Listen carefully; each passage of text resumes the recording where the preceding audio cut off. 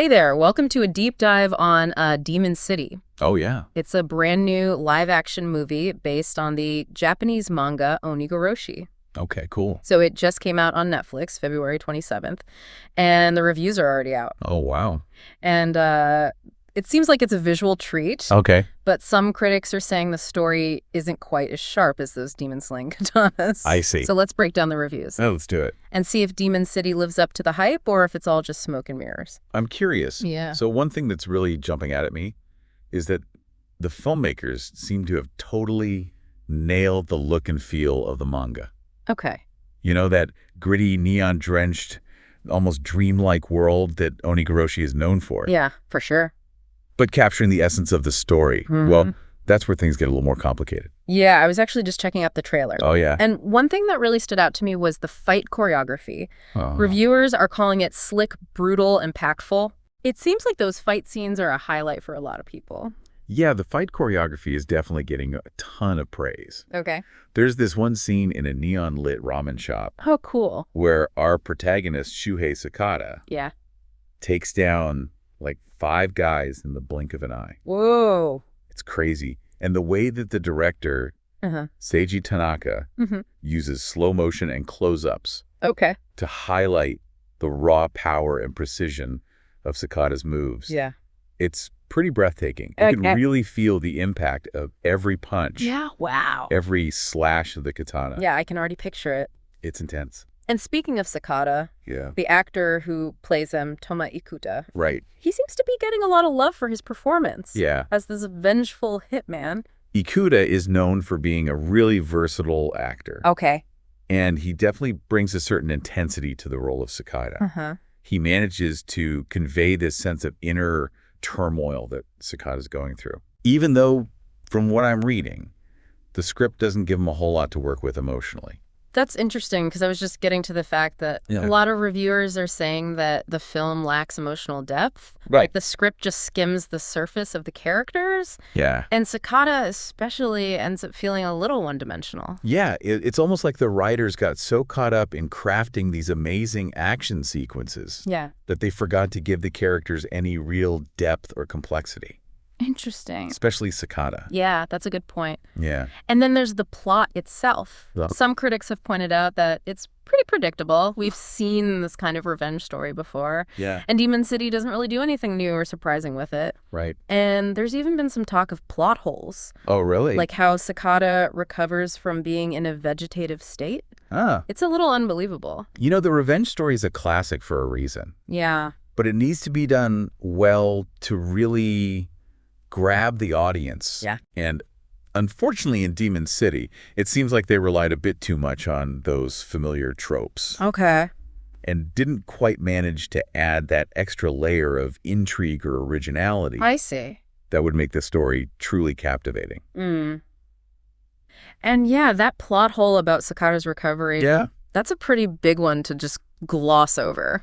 It makes you question the internal logic of the whole narrative. Right. If we can't believe the basic premise, it's hard to get fully invested in the story. Exactly. And it's a shame because there's so much potential there. Yeah. The world of Demon City, with its blend of gritty realism and supernatural elements, is visually stunning. Sure. And really intriguing. Right.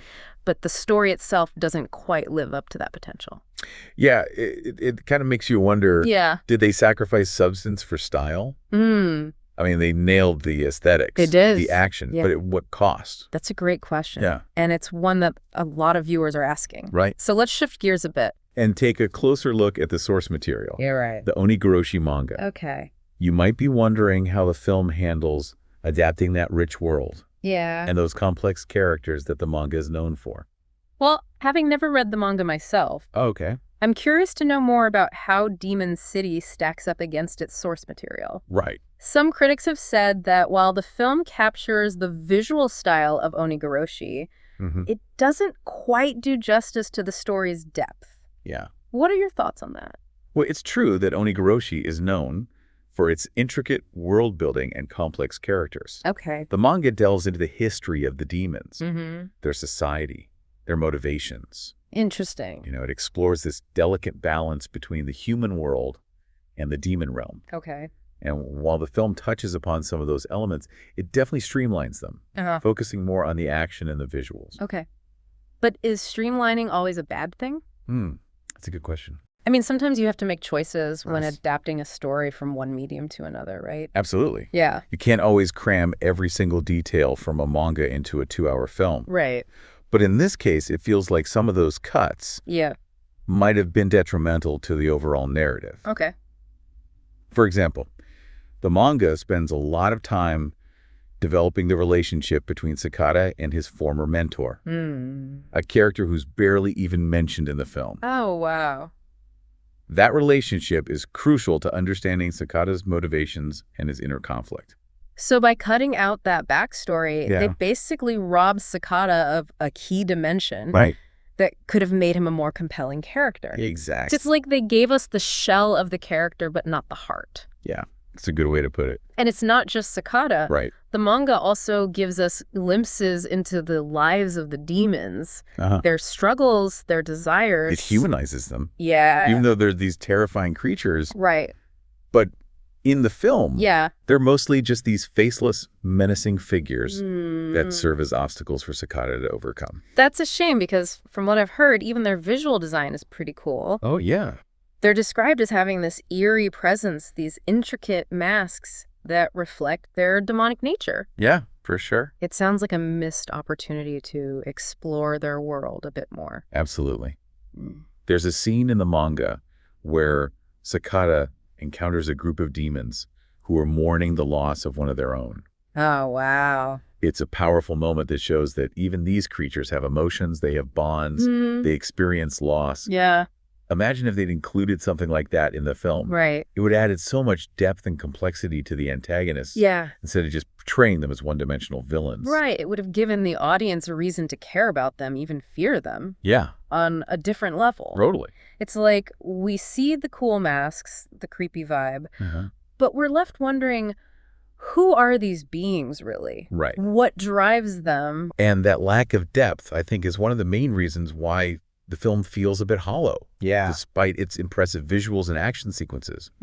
It's like having a beautifully decorated cake that lacks flavor. Oh, yeah. It might look appealing, but it doesn't quite satisfy. Speaking of those impressive visuals, let's talk about how the film handles the world building of Onigoroshi. Okay. You mentioned earlier that the filmmakers nailed the aesthetic, that gritty, neon-drenched world. Yeah. Can you give us some specific examples of how they brought that to life? One of the things that struck me is how they depicted the demon realm. Okay. In the manga, it's described as this decaying, otherworldly place that's constantly shifting and changing. And the film manages to capture that perfectly. Wow. There's this one scene where Sakata enters the demon realm through a portal hidden in an abandoned subway station. How cool. The way they use CGI and practical effects to create this twisted, labyrinthine environment that's both beautiful and terrifying. It's truly impressive. It sounds like they really nailed the atmosphere, that feeling of unease and otherworldliness that permeates the manga. Exactly. You can feel the weight of this ancient hidden world pressing down on the characters. Wow. It's a world where the line between reality and nightmare is blurred. And the filmmakers did a great job of translating that onto the screen. Okay, so they nailed the visuals, the atmosphere. For sure. But we've also established that the story and characters could have used a bit more depth. Yeah, I agree. But there's one more element we haven't touched on yet. Okay, what's that? The music. Oh, yeah. How does the film's soundtrack contribute to the overall experience? Well, the soundtrack is actually one of the things I enjoyed most about Demon City. Oh, really? Yeah, it's a blend of traditional Japanese instruments and modern electronic music. Cool. Which creates this really haunting and evocative soundscape. Wow. There's this one recurring theme that plays whenever the demons are present. Okay. And it's just so chilling and effective. It sounds like the composer really understood the tone and atmosphere of the film. Yes. And managed to enhance it through the music. Exactly. The music isn't just background noise. Yeah. It's an integral part of the storytelling, adding another layer of depth and emotion to the scenes.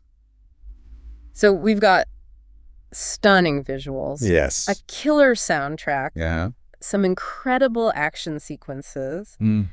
but a story that feels a bit underdeveloped Yeah. and characters that could have been more fleshed out. Right. If you had to sum up Demon City in a few words, what would you say?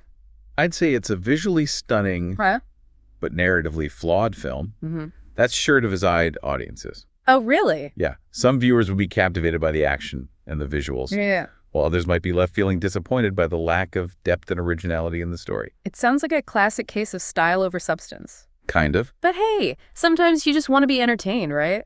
That's true. Maybe it's okay if a film focuses more on spectacle than on delivering a profound message. Or exploring complex themes. I agree. There's definitely a place for films that prioritize entertainment value over everything else. Yeah. And Demon City certainly delivers on that front. Okay. It's a fun, action-packed ride that's visually stunning. Cool. And will keep you on the edge of your seat. Now, before we wrap up this deep dive, Yeah. I want to go back to something you mentioned earlier Okay. about those masked antagonists. You said there was so much potential to explore their world and motivations further. You mentioned that scene in the manga where the demons are mourning one of their own. Yeah. Makes you wonder if we're really supposed to see them as pure evil. Right. Like it's that kind of complexity that's missing from the film. Imagine if, instead of just being faceless enemies, the masked antagonists had been given backstories, motivations, maybe even names. You know, It could have turned the whole conflict on its head. Yeah, it could have been a really interesting exploration of morality. Forcing the audience to question who's really the good guy in this scenario. Absolutely. And even if they didn't want to completely humanize the demons, they could have at least hinted at a more complex society within the demon realm. Okay. Like, are they all just mindless killing machines? Or is there some kind of hierarchy, a code of conduct? All right. Maybe even internal conflicts within their ranks? Yeah. I mean, there's so much they could have explored. I guess it comes down to what kind of story they were trying to tell. Yeah. If they were aiming for a straightforward action flick with a clear-cut hero and villain, then maybe delving too deeply into the demon's motivations would have muddled the waters. That's true. But I think there's a way to strike a balance. Okay. You can still have your action-packed spectacle, your thrilling fight scenes, but also give your characters, even the antagonists, some depth and complexity. Right. It doesn't have to be one or the other. It's like you said earlier, it's about finding that sweet spot between style and substance. You can have both. And I think the most memorable films are the ones that manage to achieve that balance. Exactly. And that's what makes this whole discussion about Demon City so interesting. Yeah. It's a film with a lot of potential, but it also raises questions about what we value in our entertainment. Do we want pure escapism? Or are we looking for something more thought-provoking? Something that stays with us long after the credits roll. It's almost like the film itself is a reflection of that internal conflict. Oh, interesting. The tension between giving in to our primal desires for violence and spectacle and seeking a deeper understanding of the world around us. That's a really insightful observation. Thanks. It makes you wonder if the filmmakers were consciously playing with those themes, or if it was just a subconscious result of the choices they made during the adaptation process. Maybe that's something for the viewers to ponder. You know? For sure. What resonates with them more, the visceral thrill of the action or the unanswered questions about the characters and their motivations? That's a great point to leave our listeners with. Yeah. Demon City is definitely a film that will spark conversation and debate. Right. And that's not necessarily a bad thing. Well, that just about wraps up our deep dive into Demon City. Great talking about it. Yeah, me too. We've covered a lot of ground. We did. From the stunning visuals and action sequences to the missed opportunities in terms of story and character development. Yeah. Ultimately, whether or not you'll enjoy this film depends on what you're looking for. I think so. Yeah. If you're a fan of the manga and hoping for a faithful adaptation that explored the deeper themes and complexities of the story, you might be disappointed. Yeah. But if you're simply looking for a visually impressive action flick with a compelling lead performance and some truly breathtaking fight choreography, the Demon City might just be the perfect Friday night escape. So there you have it. Yep. We've given you the tools and insights to decide if Demon City is worth adding to your watch list. Now it's up to you to make the call. I hope you enjoy it. Until next time, happy viewing.